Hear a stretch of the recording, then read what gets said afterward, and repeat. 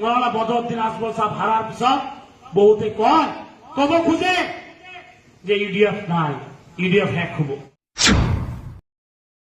যি কংগ্রেসে মুসলমানক ইমান অত্যাচার করেছে, যিজন বিধায়ক ইলিয়াস সাহেব থকাৰ সময়ত দণ্ড সমষ্টি 63,000 মানুহৰ নাম কাটিলে, সেই ইলিয়াসক আকৌ ভোট দিব লাগিব।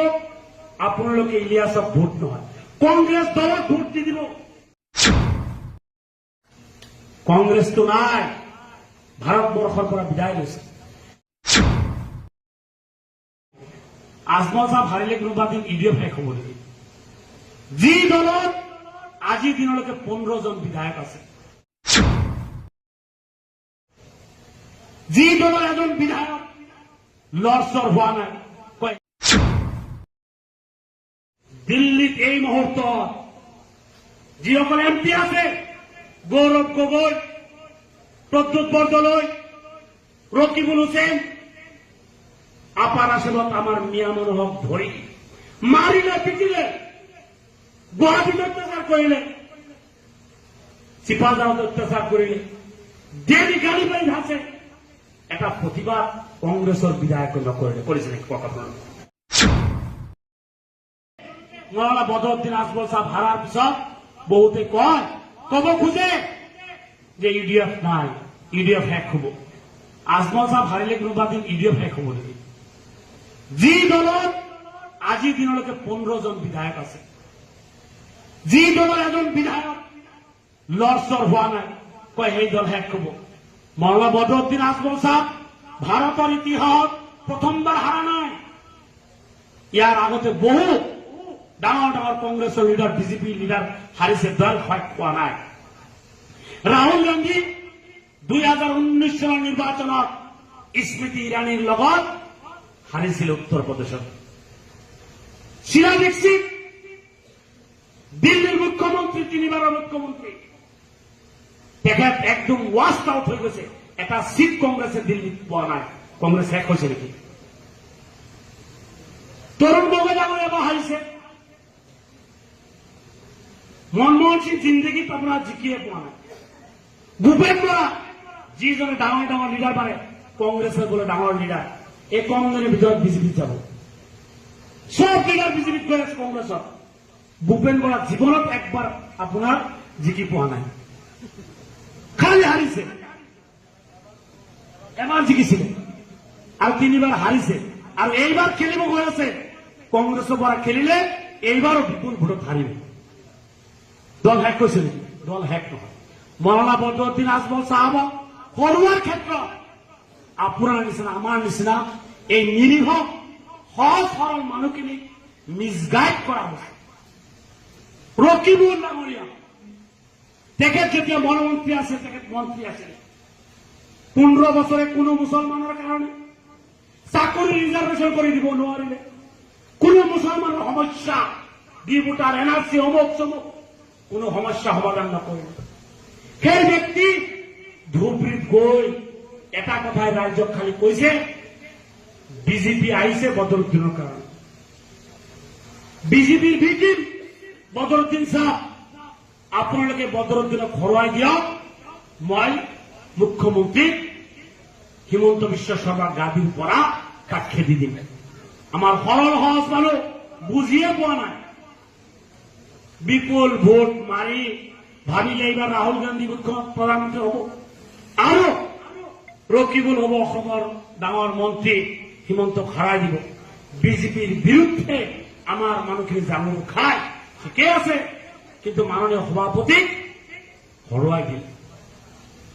আজি হৰুৱাই দিয়াৰ কাৰণে দিল্লীত এই মুহূৰ্তত যিসকল এমপি আছে, গৌৰৱ গগৈ, প্ৰদ্যুৎ বৰদলৈ, ৰকিবুল হুছেইন, আপাৰ আসামত আমাৰ মিয়া মানুহক ধৰি মাৰিলে, পিটিলে, গুৱাহাটীত অত্যাচাৰ কৰিলে, চিপাঝাৰত অত্যাচাৰ কৰিলে, ডেইলি গালি পাৰি আছে।